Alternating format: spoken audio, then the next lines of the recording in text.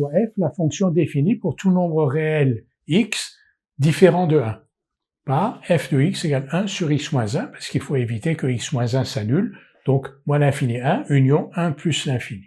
C est sa courbe représentative dans un repère. On nous demande de montrer que cette courbe représentative C admet la droite d'équation y égale 0 comme asymptote horizontale en moins l'infini et en plus l'infini. Puis on nous demande ensuite de déterminer les positions respectives de C et de cette asymptote horizontale.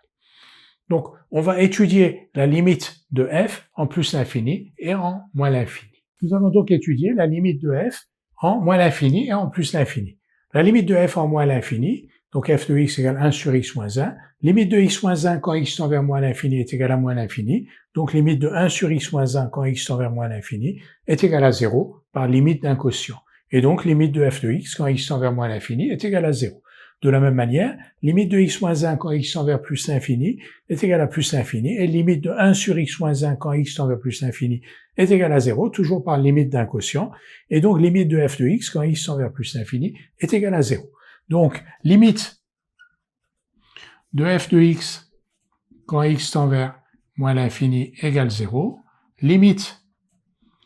de f de x quand x tend vers plus l'infini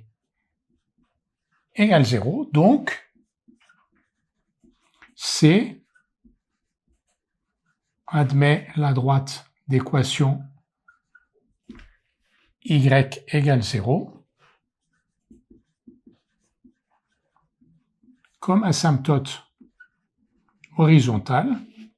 à la fois en plus l'infini, asymptote horizontale,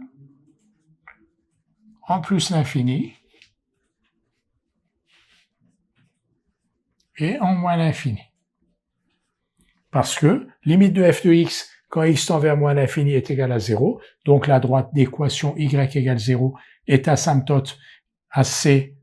en moins l'infini, et limite de f de x quand x tend vers plus l'infini égale à 0, donc la droite d'équation y égale 0 est asymptote à c en plus l'infini. Nous allons maintenant déterminer la position respective de la courbe C et de son asymptote qui est d'équation y égale 0, ce qui facilite notre travail parce que, donc vous voyez que f de x est du même signe que x moins 1,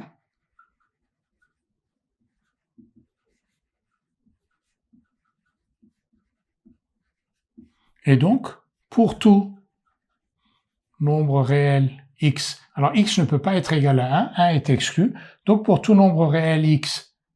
strictement supérieur à 1, f de x est supérieur à 0, et f de x supérieur à 0, donc C est au-dessus de son asymptote horizontale,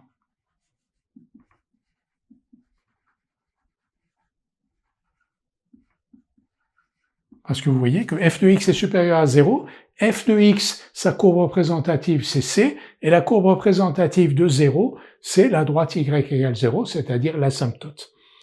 Et pour tout nombre réel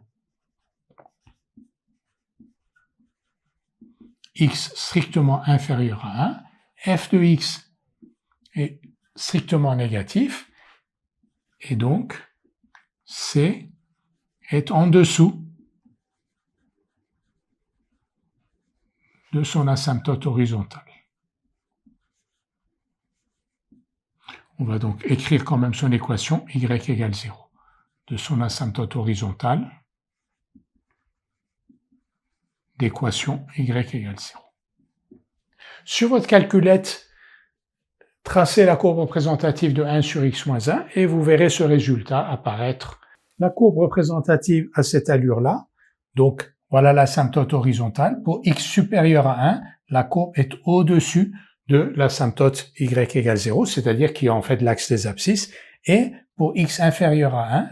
la courbe représentative est en dessous de son asymptote. Pour ce qui nous concerne au niveau des limites, la limite de f de x quand x tend vers plus l'infini est égale à 0, donc vous voyez que la courbe est au-dessus de son asymptote et se rapproche de plus en plus de son asymptote, mais en restant au-dessus. Alors qu'en moins l'infini, la courbe se rapproche de son asymptote, toujours la droite y égale 0, mais elle reste toujours en dessous.